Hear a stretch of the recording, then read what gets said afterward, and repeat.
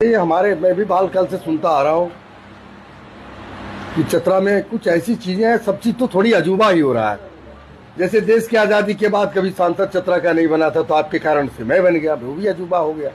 उसी तरह rail line का भी बड़ा अजूबा मांग हो रहा था। चतरा की रेल लाइन हर बार सुनते थे कि इस बार मिठाई बट रहा है, कभी सुनते थे सिरघाटी में शिलान्यास हो रहा है। तो मुझे भी लगता था कि कौन सा शिलान्यास है, कौन सा मिठाई है कि दिल्ली से चतरा आने में इतने वर्ष लग रहे हैं।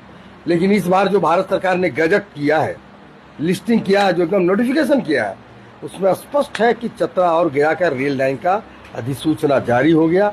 जो 75 किलोमीटर का रेल लाइन है, वो आदरणीय प्रधानमंत्री जी ने चतरा की भावनाओं को, चतरा की जनता की आवाज़ को आपके माध्यम से लोकसभा में उन्होंने सुना और इस बात को निर्देश दिया आदरणीय अश्विनी वैष्णव जी को कि भाई चतरा की जनता को भी एक ऐसा, जो देश की आज़ादी के समय भी जो चतरा का इतना बड़ा योगदान रहा है, उसको एक जरा लाइन लेन दो।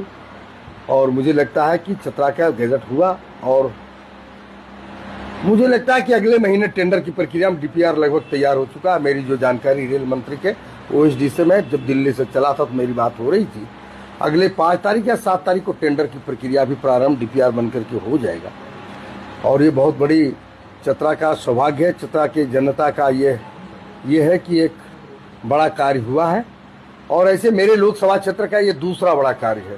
देश की आज़ादी के समय चिरमिरी रेल लाइन, जो बॉम्बे से कलकत्ता की दूरी 400 किलोमीटर घट रहा था, एक 1929 में एक रेल परियोजना प्रारंभ हुआ और 1942 में आकर के रुक गया।